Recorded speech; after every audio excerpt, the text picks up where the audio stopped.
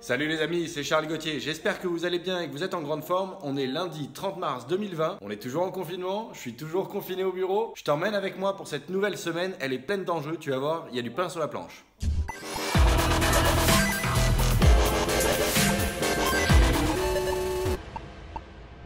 Les amis, qui dit nouvelle semaine, dit nouveaux enjeux, nouveaux objectifs et je vais t'en partager quelques-uns en ce début de vidéo avant de m'attarder sur certains d'entre eux plus précisément dans la suite de la vidéo. Aujourd'hui c'est un petit peu particulier parce que j'ai la chance d'accueillir un nouveau salarié, un nouvel employé, un développeur de plus et ça va faire du bien. On va pouvoir augmenter notre force de frappe. C'est quelqu'un qui a de l'expérience, qui a travaillé sur différents sujets, jeux PC, jeux mobiles, qui a fait différentes stratégies. Aujourd'hui, il est dans une voie où il comprend bien ma stratégie de prototyper en masse en étant à chaque fois sur des projets qui ont du potentiel sur papier pour les valider ou les invalider au plus vite et itérer davantage jusqu'à obtenir un hit. Et ça a bien matché avec Olivier, donc j'ose espérer que ça va bien matcher ou bien marcher sur les prochains jours et prochaines semaines. En tout cas, c'est ce que je nous souhaite à tous les deux. C'est toujours quand même bien plus agréable quand une nouvelle embauche se passe bien et c'est valable des deux côtés. Voilà, donc moi j'ai pour information, petit aparté là-dessus, j'ai tendance à faire vraiment confiance à l'humain, à pas être sur le dos des gens derrière. Je suis exigeant, mais je laisse une certaine autonomie, une certaine liberté dans l'action. En gros, je fais en sorte qu'on ait un fonctionnement au collectif,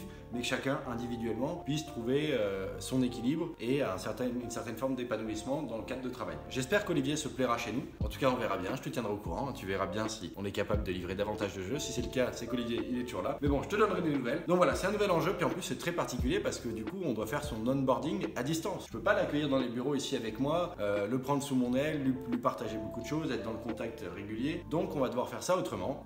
On s'est pas mal eu au téléphone dans les jours précédents pour vérifier et voir si ça valait le coup qu'on se lance de cette manière ou pas, sachant que c'est pas toujours facile de pouvoir travailler en télétravail à distance selon son cadre de vie. Donc voilà, finalement on a quand même pris la décision de tenter le coup. On verra bien si ça peut se prolonger sur la durée du confinement qui s'annonce durer un peu plus. Si c'est pas le cas, on s'adaptera et si ça matche bien, tant mieux, on aura commencé suffisamment tôt pour avoir fait un onboarding qui est original. Moi je suis convaincu qu'on saura en tirer des conclusions très intéressantes, que si ça se trouve ça va nous apprendre de belles choses. Donc voilà, je suis quelqu'un de positif.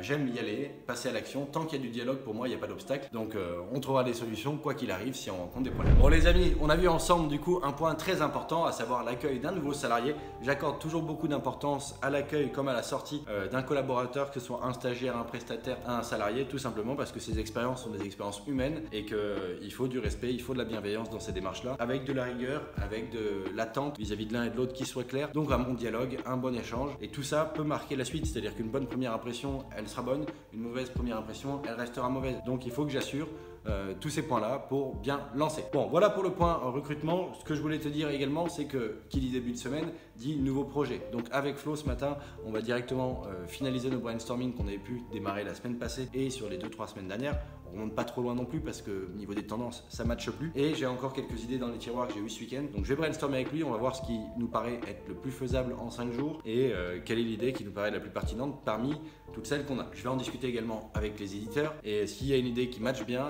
je sais qu'on peut mettre le paquet dessus. On prend peu de risques, on sait qu'elle sera testée, donc on n'aura pas développé pour rien, on aura de la data. Et ça c'est toujours intéressant et dans le pire des cas, on aura au moins progressé, on aura fait un concept de plus, on aura encore itéré sur nos process de production. Donc c'est toujours de la progression. Voilà un petit peu pour ce matin, j'ai déjà beaucoup d'idées, donc je pense qu'on arrivera facilement à trouver un concept qu'on pense être jouable en 5 jours. Bon, ça c'est pour Flo. Pour Olivier qui vient d'arriver, évidemment on va peut-être pas lui mettre les mêmes objectifs, mais on va peut-être se challenger et essayer. Donc je te tiens au courant dans la vidéo de demain, mais il est probable qu'on puisse peut-être avoir un second concept à la fin de la semaine. En tout cas je nous le souhaite, on verra bien ce que ça donne, hein. On va pas se mettre trop la pression non plus, mais ça pourrait être un beau challenge. En tout cas une belle entrée en matière. Voilà un petit peu pour ce qui concerne les jeux de la semaine. Je vais certainement dès demain te partager quelques informations sur le jeu, les jeux qu'on aura choisi pour cette semaine. Maintenant, c'est pas tout les amis. On vient de parler uniquement de la création de jeux et de l'accueil d'un nouveau développeur. Mais je vous ai promis d'autres choses dans les précédentes vidéos, à savoir des lives tous les soirs du lundi au vendredi à 21 h sur YouTube et également un atelier en live dimanche 5 avril 2020. Donc, je vais t'en parler un petit peu plus parce que je vais avoir énormément de boulot cette semaine, bien évidemment, pour vous délivrer un maximum de valeur ajoutée, vous aider au mieux. Vous avez du temps en ce moment, autant que je puisse vous apporter du contenu de qualité. Donc on va commencer dès ce soir avec un live à 21h concernant les analyses de marché. Je vous ai proposé que le lundi, on analyse le marché. L'idée, c'est évidemment de scanner quelles sont les tendances, que ce soit en termes de gameplay, en termes de direction artistique, en termes de metagame aussi. Bon, ça, je vous en parlerai dans une prochaine vidéo parce que je vous ai jamais vraiment abordé le sujet, mais c'est très intéressant pour décortiquer ce que font les meilleurs acteurs et ceux qui sont les plus en avance. Donc c'est voilà, c'est faire une veille en fait finalement. C'est aussi pouvoir mieux brainstormer sur ses idées de jeu parce qu'on a une meilleure source d'inspiration. C'est aussi éviter de se lancer sur un projet quand il y en a déjà un qui est dans le top chart et qui est identique ou quasiment identique. Donc c'est s'assurer qu'on puisse créer toujours des concepts qui sont dans l'innovation, qui sont assez uniques et qui puissent être dans les tendances du marché. Voilà pourquoi pour moi l'analyse du marché, en tout cas sur le marché iOS, est très intéressante et peut te permettre, comme à moi aussi, d'être plus crédible auprès des éditeurs du marché parce que tu es conscient du marché que eux-mêmes veulent viser. En gros, tu t'es mis à la place de ton client, ton partenaire, l'éditeur, et tu t'es dit qu'est-ce que lui veut, et bien moi je vais essayer de l'aider à l'avoir. Voilà, c'est comme ça qu'on fait des bons partenariats, des choses solides dans le temps, et c'est comme ça que tu peux sortir ton épingle du jeu. Voilà, donc ce soir on se retrouvera en live à 21h sur YouTube pour parler analyse de marché, analyse du top 10 ou du top 25 des meilleurs jeux de la semaine passée, bien évidemment, on va pas deviner ceux de cette semaine. Je pense que demain soir, donc mardi soir, je vous partagerai une étude de cas sur un de nos jeux qu'on a récemment testé sur le marché iOS, Crazy Dash. Je vous l'avais partagé aussi sur Instagram dans une de mes stories. Je pense que ce concept est très intéressant et j'ai beaucoup de choses à vous partager dessus. Donc on se retrouve mardi soir à 21h pour faire une étude de cas sur ce concept. On va le décortiquer un petit peu ensemble.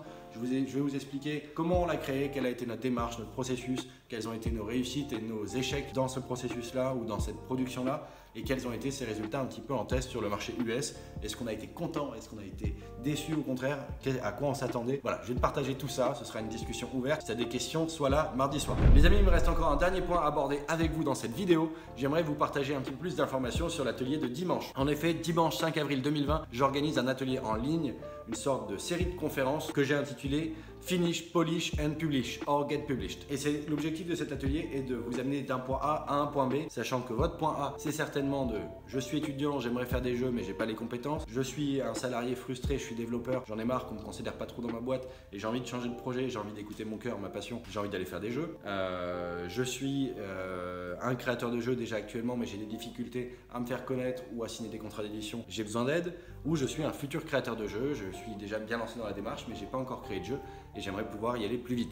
Bref, quel que soit votre profil, je pense que je peux vous apporter des informations très intéressantes, vous faire gagner du temps, économiser de l'argent et je peux même vous aider à créer des jeux plus rapidement avec un niveau de qualité supérieur à ce que vous faisiez. L'idée, c'est que vous ressortiez de cette journée avec un plan d'action précis, extrêmement clair, qui vous permettra de passer d'un point A où vous êtes actuellement au point B où vous voulez aller, à savoir être un créateur de jeu qui est beaucoup plus à l'aise ou qui peut avoir du succès. Et ça, je vous le souhaite bien évidemment. Alors ça se fera pas en une journée, mais au moins vous aurez tout un plan d'action adapté à vous en fonction de vos ressources, de vos rêves pour dérouler un tapis rouge devant vous et il n'y a plus qu'après à mettre en place, à produire, à faire et vous allez voir que vous allez gagner du temps, gagner en efficience et j'espère pour vous obtenir des résultats dans les semaines et mois à venir. Donc bien évidemment, je t'invite à poser tes questions en commentaire sur cet événement ou sur les autres sujets de la vidéo et je t'invite à cliquer sur le lien dans la description si tu veux aller t'inscrire à cet atelier ou en savoir plus. Bon ben voilà les amis, je vous fais un petit point en plein milieu d'après-midi pour vous dire qu'avec Flo et avec Olivier, tout s'est bien passé ce matin. On s'est éclaté, on a beaucoup brainstormé, on a partagé un petit peu la manière de fonctionner et on est en train de se lancer sur de nouveaux concepts. Donc je t'en parle un petit peu plus dans la suite de la semaine, mais je suis tout excité. On passe une très très bonne première journée. Voilà un petit peu, donc la semaine commence bien, on enchaîne sur la suite. Moi, je t'abandonne ici, je te souhaite une excellente soirée, plein de bonnes choses. Merci de m'avoir écouté, c'était Charles Gauthier, fondateur de Hurtbox Games. Ciao!